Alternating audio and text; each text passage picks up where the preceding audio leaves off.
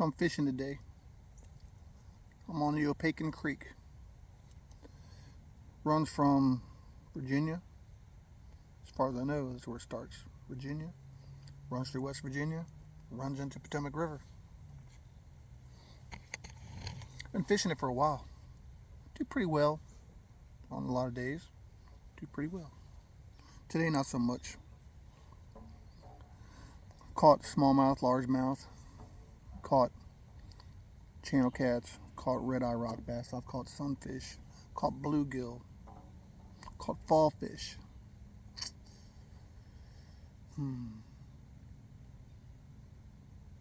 That's about it.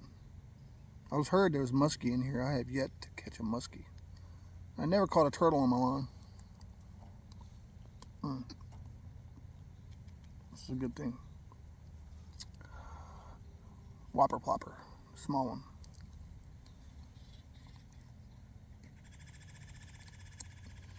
I used to be able to cut line with my teeth real easy. Now it's not so much. I still got my teeth. They don't cut like they used to.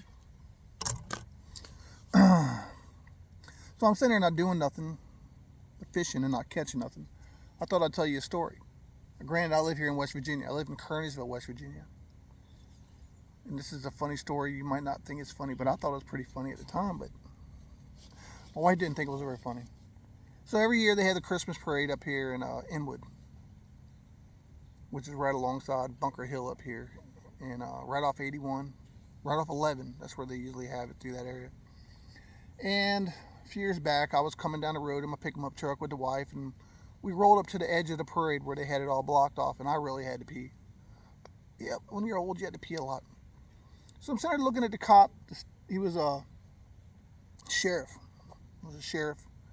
And he had his car parked there. There were some cones, and there was people all lined up, and then there was him. And when I rolled up on him, I pretty much told him I needed to get through, and he didn't. He said, "No, you can't get through." I said, that's pretty screwed up. And we kind of went back and forth a little bit. He's telling me, well, there's a parade coming through, and I said, well, I'm just trying to go right there. You can at least let me go by. And he's like, no, there's a parade coming through and everything else. And I'm like, I said a cuss word or two, and I said, it's pretty messed up, if you know what I mean. And he didn't like it. Like I said, it wasn't a really good interaction. And so I turned around there in front of the food line, and when I did, I squealed tires in my truck, and it got his attention. And at the same time, there was some people sitting around that could hear us going back and forth, and they were like, "Go get him! Go get him!" And I took off. Anyway. I went up the street, and I was going to make a left to go into the back roads, go across the back roads to get home. Well, when I squealed tires and took off like that, I guess he felt obligated to come after me, which, next thing I know, there's a couple guys. Yeah, I looked in my rearview mirror, and there was a couple pedestrians went on there, grabbed the cones, and they moved him. He jumped in his police car, and he came after me. So here he comes behind me. So I jetted off on this back road, and I'm hauling butt down this back road. And I got down there a pretty good ways, and when I looked up, I could see him coming with his lights on. I'm like, well, there's no way am I going to try to outrun a cop, especially through this neighborhood. So, like I said, the wife's pretty much got her head down. She's like, I can't believe he's doing this. But yeah, I was doing it. So I'm hauling butt down the back road, and here he comes and everything. I'm sorry, well, screw it. I'm not outrunning this cop. Came up on a stop sign. I stopped, and I went through the stop sign. I pulled over, and he come behind me. He pulled up. He gets out real quick. And first thing I was like, why'd you pull me over? I didn't do nothing wrong. You don't have no reason to pull me over. And he just looks at me and says, really? I'm like, about the time I felt about that big. Yeah, I felt about that big. And the first thing I did was tell him, you know what? You're right. I said, you can write me all the tickets you want, and I deserve it. Yeah, I really do. I said, I was out of line, and I said, that's screwed up. As much as y'all go through, and here I am not making it any better, just being a prick. That's all I was doing. But like I said, when I moved up here from North Carolina, I was a different person. I had a chip on my shoulder. I'd mostly called it a boulder on my shoulder. I had interactions with the police down there over dumb stuff, where so I wasn't doing real well with the cops.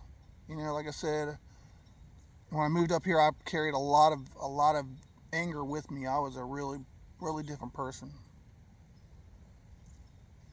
But we hee-hawed and we hee-hawed, you know, and I apologized straight up. I'm sorry. I said, I'm not apologizing because I'm afraid you're going to give me a ticket. You can give me all the tickets you want. I said, I'm apologizing because I was out of line. That was wrong. You know, I'm the type of person, if me and you have an issue tomorrow and I'm at fault, or even so, I want to nip that stuff in the bud. I want to stop that because I don't like grudges. And I don't like to feel like I did something wrong. And a lot of times I've done that. I've said the wrong thing, done the wrong thing many a times, and felt like crap the next day for doing it. You know?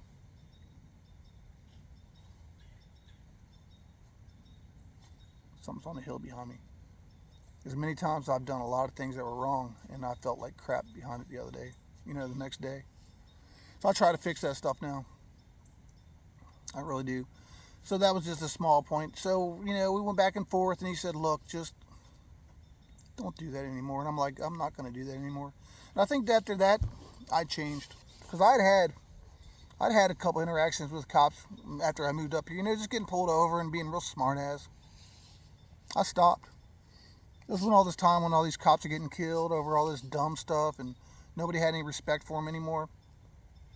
And I went out of my way to be a real jerk that day, so I let him know I'm sorry. And he let me go. He let me go. And I drove off, and I looked at the wife, and she still had her head down. She said, I can't believe you did that. I'm glad you apologized, but I can't believe you did that. I said, yeah. I said, I really got to stop that stuff. So that's just something that happened to me one day. So that's one of my stories. I've got plenty of them, believe me. And a lot of them out of respect for other people. I probably won't tell them. But I got some good ones. But I do have some good ones. So if you enjoyed this story and you want to hear some more, stick around. Subscribe. Like the video. And y'all have a great day.